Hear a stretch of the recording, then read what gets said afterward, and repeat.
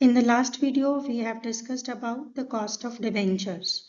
So now the next source of capital is preference shares. So before calculating the cost of preference shares, you must know what is preference shares. So preference share is a long-term source of finance, and the dividend which is given on preference share is generally higher than the debentures.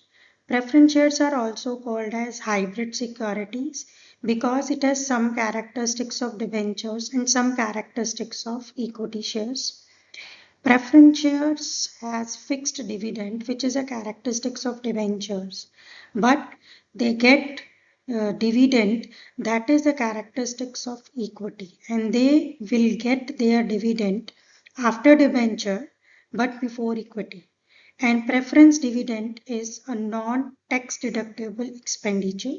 Preference shareholders also don't have the voting rights. So preference shareholders have preference over equity, but they are paid after debenture.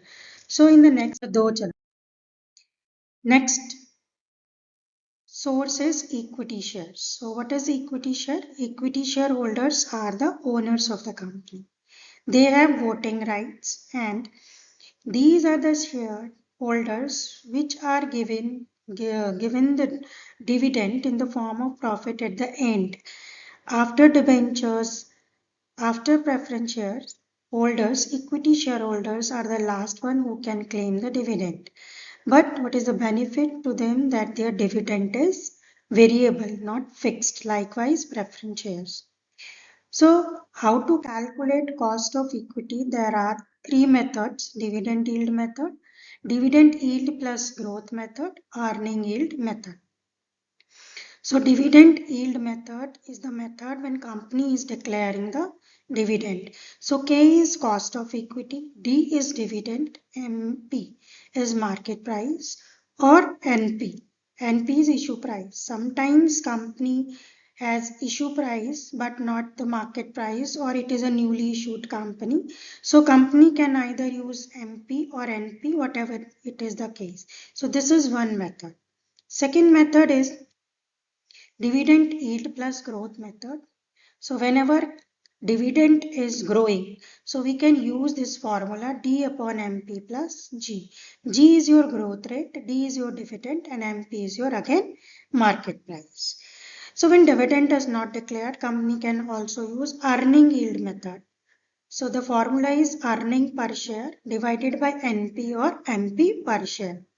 Earning per share, I'll calculate earning per share. So total earning which is available to shareholder divided by number of shares outstanding. Outstanding here means issued.